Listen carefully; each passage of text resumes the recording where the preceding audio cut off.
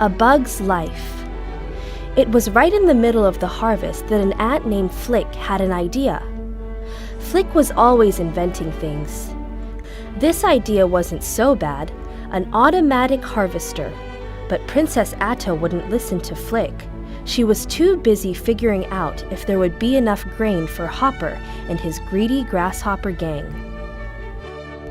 Every year, the grasshoppers came to demand food from the ants.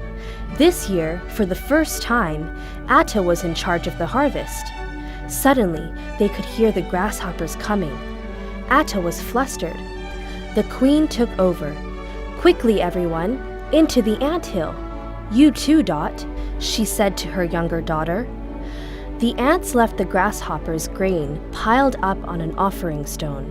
Flick ran for cover too, but as he was taking off his wonderful harvesting machine, he knocked the offering stone over. All the grain slid down into the dry, cracked riverbed. Hopper would be furious. Hopper was furious. Flick tried to stand up to him, but couldn't. Hopper grabbed Dot and threatened the terrified ants. "When I come back, I want to see twice the regular amount of grain, or else," he snarled. Flick knew that if the ants obeyed Hopper, they wouldn't have enough food for themselves, so he got another idea. "I could go get some bigger bugs to fight the grasshoppers," he suggested. Princess Atta and the Queen didn't like the idea, but they were glad to send Flick away. Only Dot had faith in him. "Bring back some real tough bugs," she called as he floated away on his quest. Far away from Ant Island, an audience of rowdy flies was booing yet another circus performance. P.T. Flea, the circus owner, had enough. "You're all fired," he yelled at his performers. Soon Flick arrived in the city. He had never seen anything like it. This was the place to find tough bugs. Flick found the out-of-work circus bugs in a run-down tavern. He thought they were warriors. They thought he was looking for circus bugs. Oops. The circus bugs thought Flick was offering them a contract to perform for the ants. So away they flew to Ant Island, dreaming of applause and full employment. When they got to Ant Island, the circus bugs found out what the ants expected. "Flick," Rosie the spider told him, "we're not fighters, we're circus stars." The circus bugs quietly slipped away from the banquet. Flick ran after them, begging them to stay. Manny, the praying mantis, spoke for them all. "You tricked us," he told Flick. "You talked about our talents. We thought you were hiring us for a show." Flick was about to plead some more when he saw something that terrified him. It was a bird who ate bugs. "Run!" he yelled. As they ran, Flick and the circus bugs saw Dot floating toward them. The bird had seen Dot, too. Swiftly, Francis flew up and grabbed the princess. While Slim held Heimlich up to distract the bird, Flick and the others helped Dot and Francis escape. Then they all flew into a prickly bush. The bird flew away. Flick, Dot, and the bugs climbed down from the bush to find the whole ant colony cheering them.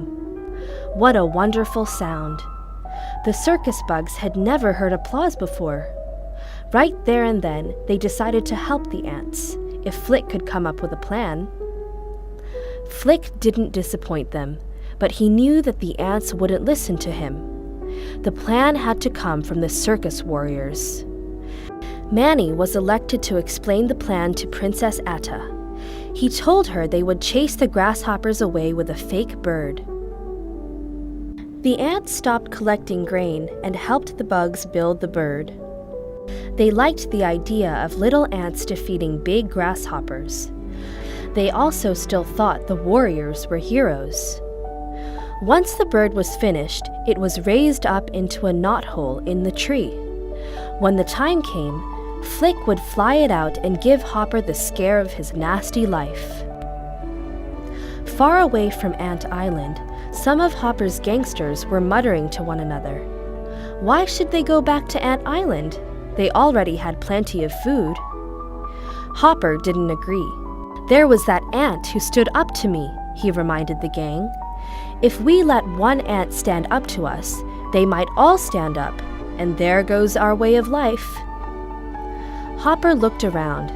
Not one grasshopper in his gang dared to disagree with him. Then let's ride, he ordered them. With a loud buzz, the gang took off for Ant Island. Meanwhile, Flick was telling the circus bugs that their work was finished. Now that the bird was ready, they wouldn't have to stay and fight. The circus bugs, however, didn't want to leave. They liked being heroes. Then P.T. Flea showed up. I'm looking for some circus performers, he told the ants. Flick tried to hide the truth, but the ants discovered that their warrior bugs were only circus bugs. The queen ordered the circus bugs to leave, and to take Flick with them. Dot wanted to go to her friends, but her mother held her back. The ants knew they couldn't fight the grasshoppers alone. Frantically, they started collecting grain again, but there wasn't enough time. The alarm sounded. The grasshoppers had arrived. Mother, Atta cried. What will we do? The queen had no answer. Hopper had no mercy. He and his gangsters turned the ants into slaves. They were even planning to squish the queen.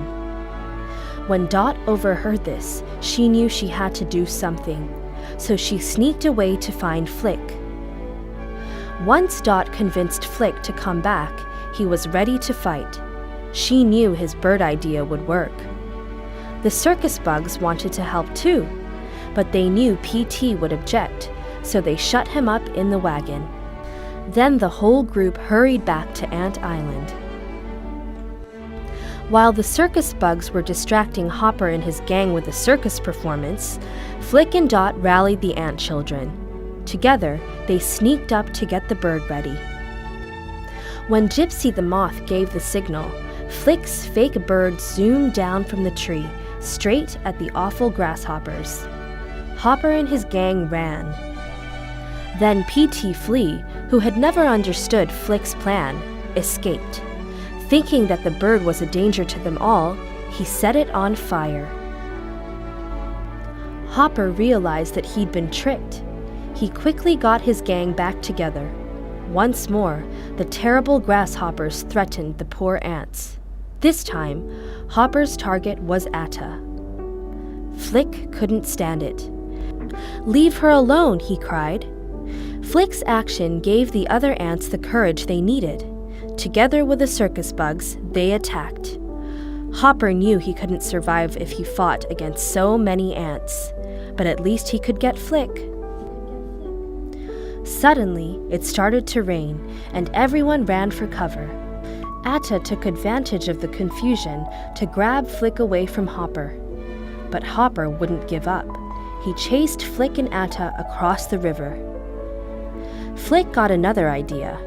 He remembered where the real bird had its nest. He told Atta where to fly. When Hopper saw the bird, he laughed. Another one of your little bird tricks? He jeered. But it wasn't. Bye-bye, Hopper. The grasshoppers never returned, and the ants never had to worry about food again. The following spring, P.T. Flea's circus set out on a victory tour. A few of the ants even joined them, wanting to see the world as Flick had done. They left Flick with Atta and the rest of the colony. He would be happy inventing things to make ant life easier. He'd had enough of adventure, and home was where he wanted to stay.